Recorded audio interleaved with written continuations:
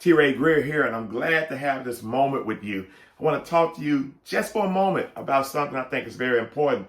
And what that is, I want you to consider being more self-centered. I know that doesn't sound too good considering how great of a person you are. You're a great giver. You're always thinking about other people. You're very compassionate. You have a lot of sympathy and empathy for other people. But let me unpack this if I could. To be self-centered is clearly a call, a clarion call from me to you to say, let's focus on you with a selfish intention. Why? You've been on the airplane, I'm sure, and you have heard the stewardess say to you during the instruction period, if we ever find ourselves in a crisis, to make sure that you put the respirator on you first before you try to help your neighbor on the left or the right of you, because they understand one thing. How can you help them, who are your neighbors, if you are in need of help yourself? And in life, even outside of the plane, is the same scenario. You need to make sure that you're solid, that you're strong. You need to make sure that you have a good, solid foundation under you before other people can stand on you. And this life is going to be challenging enough just from a personal standpoint. But then you're going to have people who are going to come to you and ask you for this and ask you for that. And you may have experienced this already, even this week. But let me say to you, if you're not in a position to take care of yourself, then how can you be in a position to take care of others? I want you to be self-centered. I want you, as crazy as it sounds, to put a lot of thought in what you have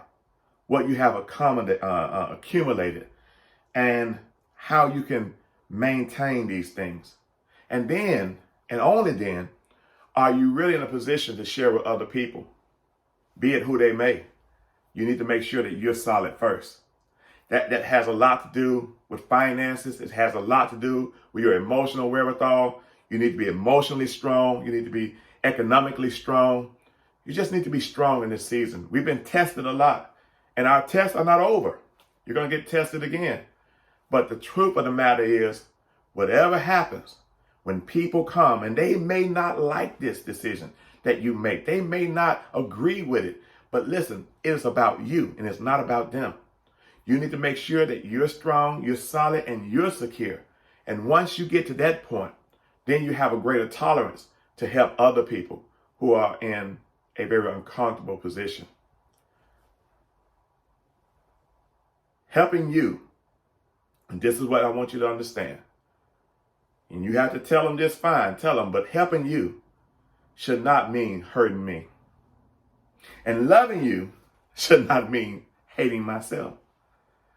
They're going to ask you for the money. They're going to ask you for your time. They're going to want to keep you on the phone hours and hours, pouring out where they are. And if you're already in a questionable, weak, fragile place, it's going to break you. But I say to you, I suggest to you, you're not going to be broken. You're not going to be tested to the points that your limits have been exploded upon. You're not going to be that individual who find themselves already taken care, always taking care of someone else, and not having anyone to take care of yourself. You're going to be selfish. You're going to be self-centered. You're going to be your own foundation, and you're going to come to a place where you put the respirator on you first.